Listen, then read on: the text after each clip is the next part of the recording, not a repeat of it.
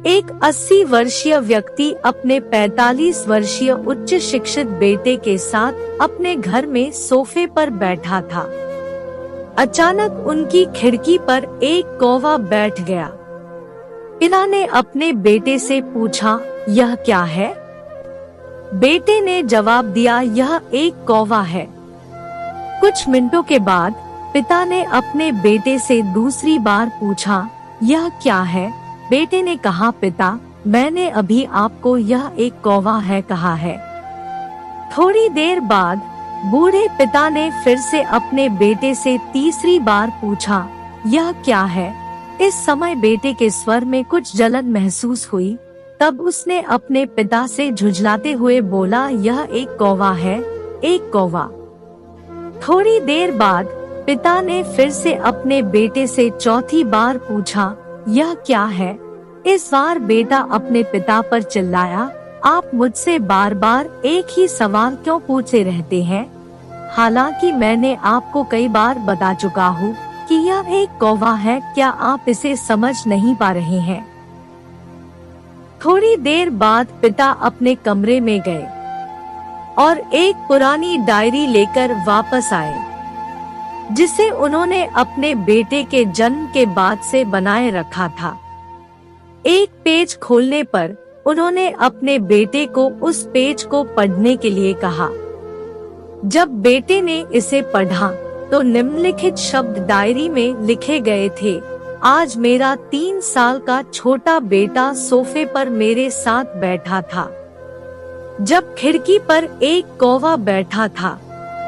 मेरे बेटे ने मुझसे 23 बार पूछा कि यह क्या है, और मैंने उसे 23 बार जवाब दिया कि यह एक कौवा था।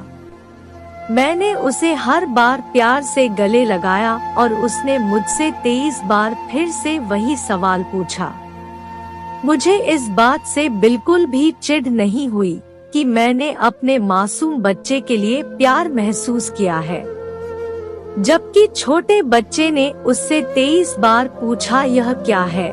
पिता को 23 बार पूरे सवाल का जवाब देने में कोई जलन महसूस नहीं हुई।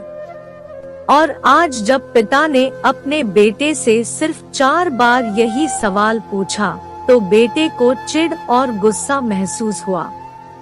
इसे पढ़कर उस बेटे को अपने किए गए व्यवहार का पता चल गया था, जिसके चलते अब वह मन ही मन बहुत शर्मिंदा हो रहा था।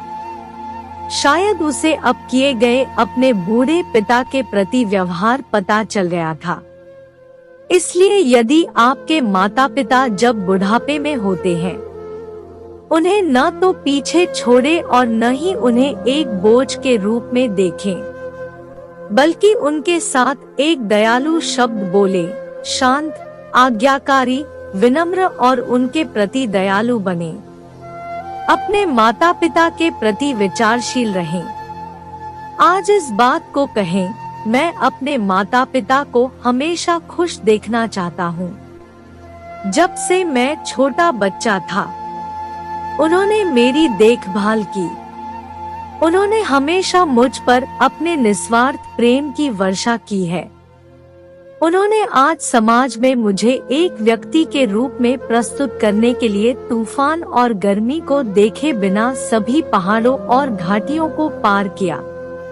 भगवान से प्रार्थना करें, मैं अपने बूढ़े माता पिता की सर्वोत्तम तरीके से सेवा करूंगा। मैं अपने प्यारे माता पिता को सभी अच्छे और दयालु शब्द कहूंगा, चाहे वे कैसे भी व्यवहार करें।